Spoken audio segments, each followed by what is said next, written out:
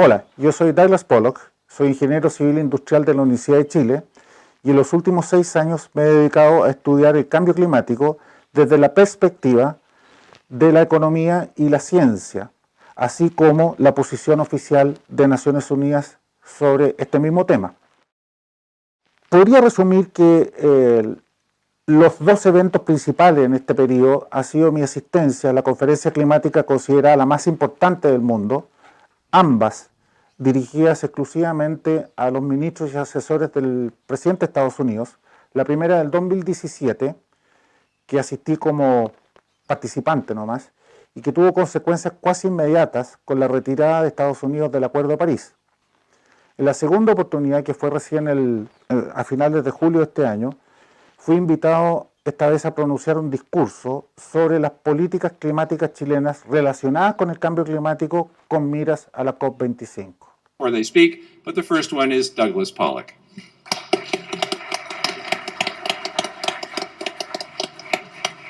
As it was until the early 90s.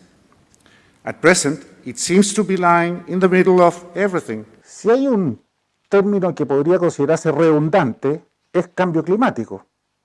¿Cuándo no ha cambiado el clima en toda la historia de la Tierra por más de 4.000 millones de años? Primero que nada, es como estar preguntándose o andar preocupado por la vida cuestionándose la blancura de la nieve, ¿no es cierto?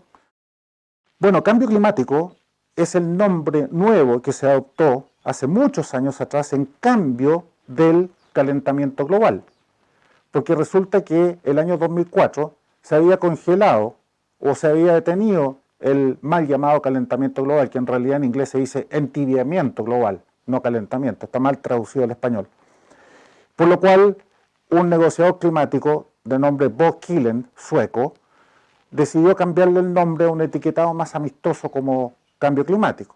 Y de ahí deriva todo lo demás, como por ejemplo, las sequías o las inundaciones están incluidas en el cambio climático, más calor o más frío también.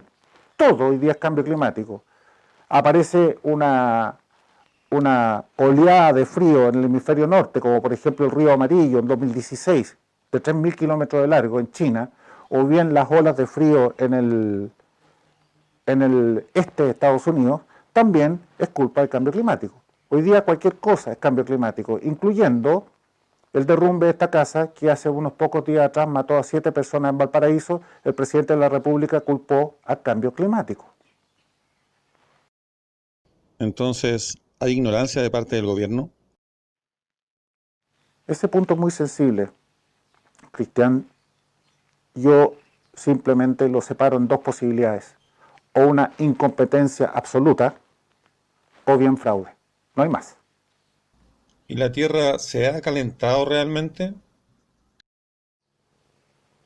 Entibiado, digamos. Sí. Sí. Bueno, es cierto, el planeta se viene calentando más o menos desde 1720, que fue el pic de lo que se llamó la mini era de hielo, que duró 500 años, entre 1350 aproximadamente hasta 1850. Y fue en los años en que se le llamó el mínimo Maunder, cuando la radiación solar que llegaba a la Tierra era mínima. En esa época se medía con las manchas solares.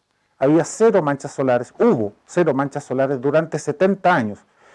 Desde ese pic la Tierra se viene calentando, es decir, 230 años antes de cualquier influencia teórica del hombre, que partió, como se llama, la era industrial en 1950, con el gran desarrollo industrial de la humanidad después de la Segunda Guerra Mundial.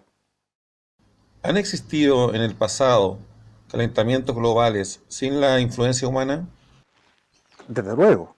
Es decir, este pequeño entibiamiento ha sido el más débil desde los últimos 10.000 años.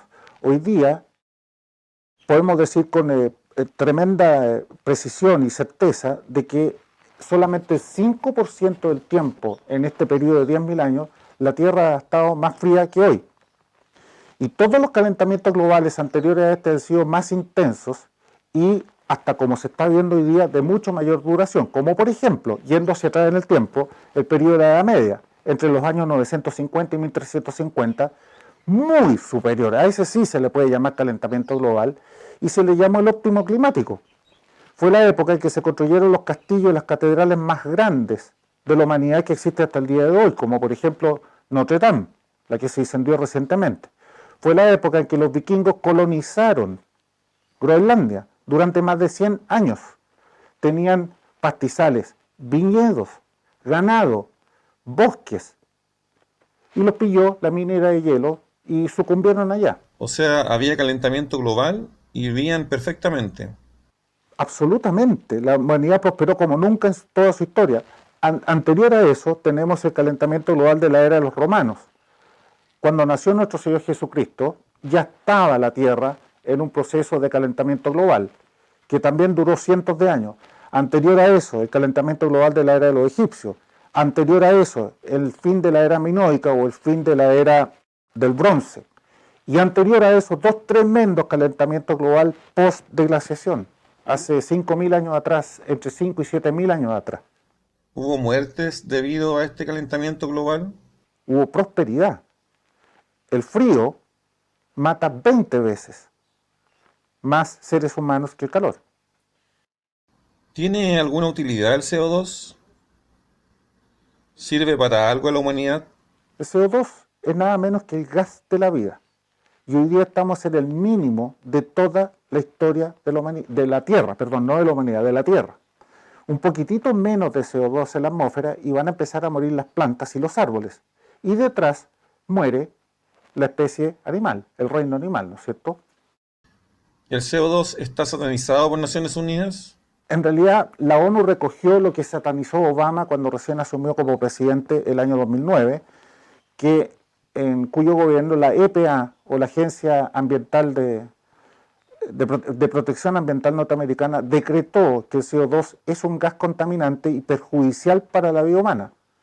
En realidad es todo lo contrario, es vital para la vida humana y de hecho, entre los años 1982 y 2014, la Tierra, producto de este pequeño aumento en 0,01%, la Tierra se enverdeció en un 15%, 70% de ello, o 10%, directamente causado por ese aumento pequeño del CO2. Áreas como el desierto de Sahara, se redujo la área desértica del Sahara en 300.000 kilómetros cuadrados, 3 veces el tamaño de nuestro pequeño desierto de Atacama. ¿Es eso malo o es bueno para la humanidad? La Tierra se ha enverdecido. Áreas enormes en el desierto de Australia lo mismo. ¿Es el CO2 el causante del calentamiento global en la actualidad? No, no lo es y nunca lo ha sido. Y esto lo voy a explicar con un ejemplo que les va a quedar muy claro al tiro inmediatamente y que destruye la teoría oficial de Naciones Unidas. En las últimas 8 deglaciaciones y periodos interglaciales, que estamos hablando de 810.000 años, cuando ha empezado el enfriamiento global, o sea, cuando la Tierra ha entrado en estos periodos de glaciación que duran más o menos en promedio 100.000 años, el CO2 ha estado en su nivel máximo, muy parecido a los 400 partes por millón o 0,04% de la actualidad. Y cuando ha entrado en los periodos de calentamiento global o periodos interglaciales que duran más o menos 10.000 años, el CO2 ha estado en su nivel mínimo. ¿Dónde está la influencia del CO2? ¿Qué produce los calentamientos globales? Las grandes fuerzas de la naturaleza, principalmente el Sol, y las variaciones de la rotación de la Tierra en torno al Sol, que pasa de elíptica a circular en un periodo más o menos 110.000, 115.000 años, los periodos de Milankovitch. Después vienen fundamentalmente ya dentro de la Tierra las grandes fuerzas que mueven el clima y los enfriamientos o entibiamientos de la temperatura de la baja troposfera son principalmente el PDO, en castellano las oscilaciones decadales del Océano Pacífico, que a su vez dan cuenta de la ocurrencia, frecuencia e intensidad del niño y la niña, en latitudes más ecuatoriales, más o menos 30 grados latitud, norte y sur. Y también hay otras como que no voy a entrar a explicar aquí la radiación estelar, pero principalmente el Sol en el largo plazo, esa es la que manda. Tú sacas el Sol de la ecuación y seríamos más fríos que Plutón, ¿no es cierto? ¿Es el CO2 un gas de efecto invernadero? ¿Ese CO2 es un gas de efecto invernadero? Sí, sí lo es. Sin embargo, como tal, es tremendamente débil. No voy a explicar aquí la física atómica de una molécula triatómica y su capacidad de absorber calor, porque es un poco más complicado. Y en segundo lugar, es una traza de gas infinitesimalmente chica en la atmósfera, el 0,04% o 400 partes por millón. Y el aumento del CO2 en toda la era industrial, es decir, en los últimos 70 años, ha sido de 0,03 a 0,04%, es decir, un 0,01%, la nada misma. Y de ese aumento, el ser humano, tomando los mismos números de Naciones Unidas, influye en un 4,3%. Sin embargo, el CO2, a su vez, representa el 3,6% de todos los gases de efecto invernadero. Vayan calculando ustedes porcentaje sobre porcentaje sobre porcentaje la influencia humana. Es nula. Y todos los gases de efecto invernadero de la Tierra son aproximadamente el 1% de la atmósfera. ¿Dónde está la influencia tanto humana como del CO2 como tal, como gas de efecto invernadero? Ninguna. Y eso se demuestra en los últimos 8 periodos de glaciación y deglaciación terrestre. ¿Se puede predecir el aumento de la temperatura atmosférica, según nos indica el IPCC de Naciones Unidas? No, definitivamente no. Por tratarse el clima de un sistema caótico, no lineal, catastrófico, al igual que la economía. Y eso es precisamente lo que usa Naciones Unidas para decretar que en el futuro va a haber calentamiento global basados en modelos de predicción que jamás han constituido una prueba para demostrar una teoría científica, ni en el campo de la ciencia ni en el campo de la economía.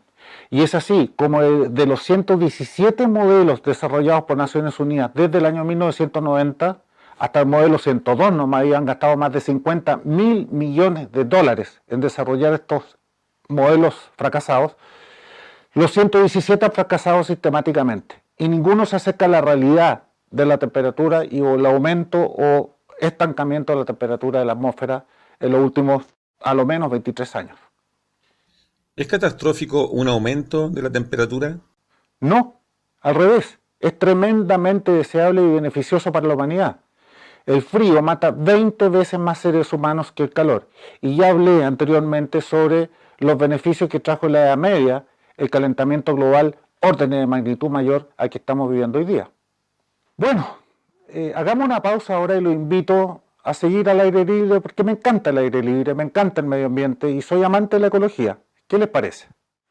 ¿Vamos? Ya. Perfecto.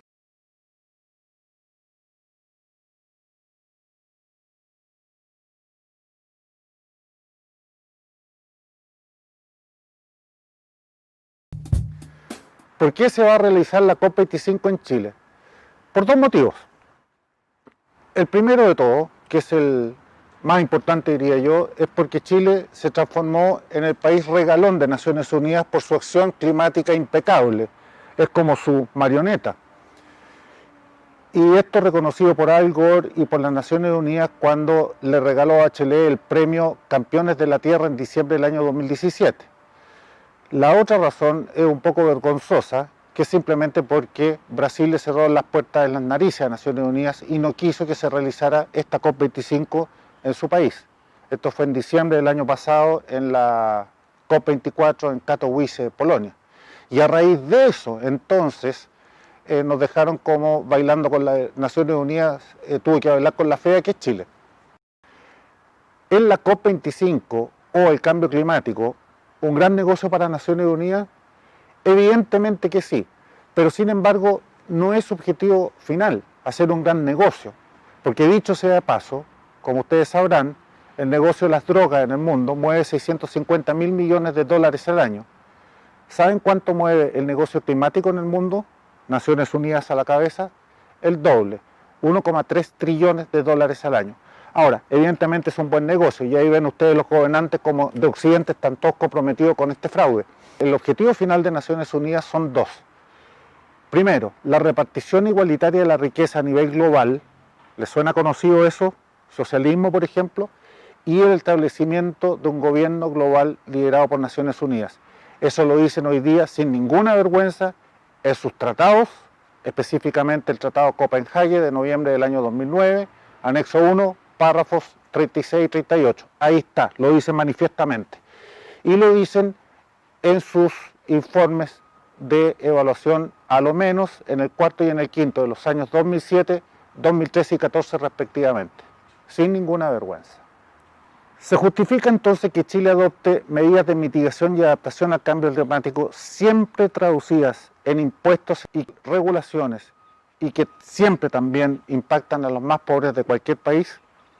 No, bajo ninguna circunstancia. Y esto lo voy a explicar de una manera opuesta. Supongamos por un momento que la teoría de Naciones Unidas fuera verdadera. Aún así, no se justifica bajo ninguna circunstancia, toda vez que los países que representan a estas alturas más del 60% de las emisiones globales de CO2, China, India, Rusia y Estados Unidos, por distintos motivos, están de hecho fuera del Acuerdo de París, siendo que Chile representa apenas el 0,25% de esas emisiones globales. Además, hacia octubre del año 2018, y esto dicho por la presidenta del IPCC en conferencia de prensa mundial, el 92% de los países firmantes del Acuerdo de París no han pagado sus obligaciones financieras para salvar al planeta del apocalipsis. No se justifica bajo ninguna medida. En otras palabras, aunque cerráramos la economía de Chile, el impacto para salvar al planeta del Armagedón sería nulo. ¿Por qué el gobierno de Chile está impulsando tan agresivamente las campañas de mitigación y adaptación de cambio climático? Y me refiero al gobierno de Chile principalmente, esto partió con Lagos, pero de forma muy agresiva por los últimos dos gobiernos, el de Bachelet y el de Piñera. Yo no lo sé. Lo que sí puedo deducir por descarte son dos cosas. Ninguna de las dos, por supuesto, se justifica. Por un lado, una tremenda incompetencia, y que algún día salgan diciendo es que yo no sabía, eso no es justificable para gobierno alguno, de tirar al tarro la basura de la economía de un país como lo está haciendo este gobierno. Y la otra es sencillamente fraude o cómplice activo de una estafa, que es como lo definió el gran científico norteamericano de la NASA, precursor del proyecto Shuttle, John L. Casey, que dijo textualmente en su libro The Cold Sun o El Sol Frío: el calentamiento global es la estafa más grande jamás perpetrada sobre la humanidad en toda su historia. ¿Qué razón tenía? Bueno, como decía al principio de esta entrevista, yo podría resumir mi desempeño en este campo del cambio climático en dos grandes eventos que fueron mi participación en dos conferencias consideradas las más importantes del mundo. Una en marzo del 2017, en donde asisten los más grandes científicos del mundo, y esa conferencia, al igual que la que fui recién, fue dirigida exclusivamente a los ministros y asesores del presidente de Estados Unidos y a algunos congresistas, principalmente senadores y algunos representantes. El resultado casi inmediato que tuvo esa conferencia del 2017 fue el retiro y el convencimiento al presidente Trump de salirse del Acuerdo de París, cosa que hizo en junio siguiente. En esta oportunidad, este año, en julio de este año, 25 de junio, fui invitado esta vez a pronunciar un discurso sobre las políticas climáticas, las políticas energéticas de Chile, vinculadas al cambio climático, con miras a lo que va a ser la COP25 en diciembre. Discurso que cualquiera puede ver en YouTube. ¿Hay alguna situación o algo divertido, simpático o tal vez importante que me haya pasado en todo este periodo? Hay muchos, pero hay uno que me gustaría resaltar por sobre los demás.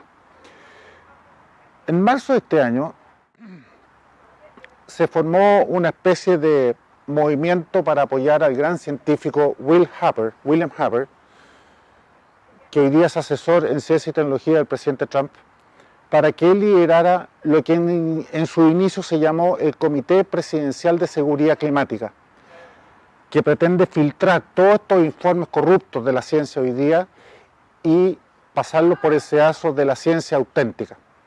Después se le cambió el nombre y se pasó a llamar Comité Presidencial de Ciencias Climáticas.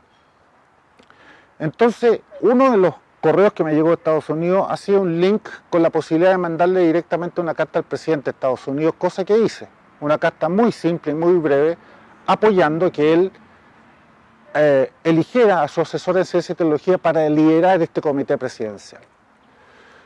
Pues bien, A los 4 días recibí una carta directamente del presidente Trump agradeciéndome la que yo le había a su vez mandado 4 días antes.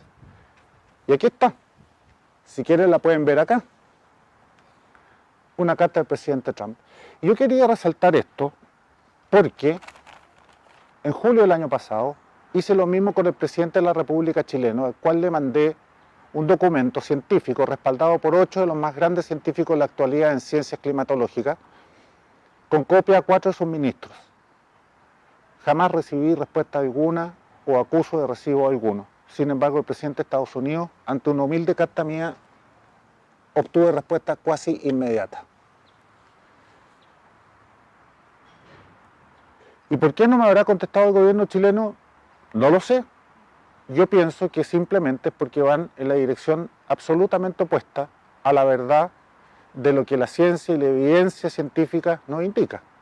Que no hay tal cosa como una crisis o una emergencia climática o una acción humana que influye en el calentamiento o enfriamiento de la temperatura de la atmósfera.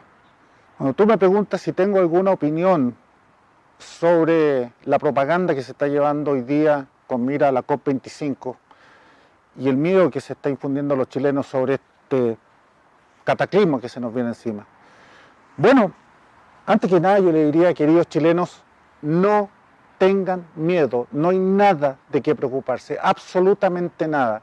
Este pequeño entibiamiento, porque no es calentamiento, está mal traducido al castellano, este pequeño entibiamiento de unos 0,3, 0,35 grados Celsius que hemos experimentado en toda la era industrial es en gran medida beneficioso para la humanidad. Como dije anteriormente, el frío mata 20 veces más seres humanos que el calor.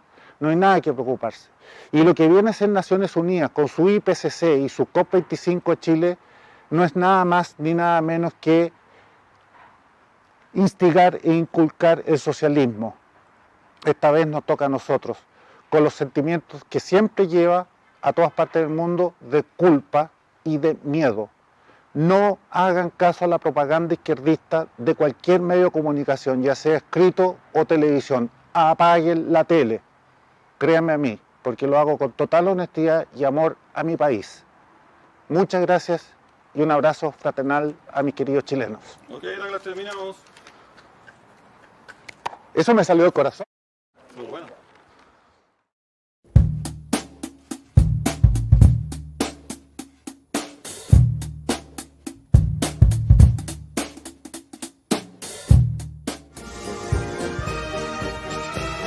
Cuidemos a Chile. Conversa, difunde, actívate.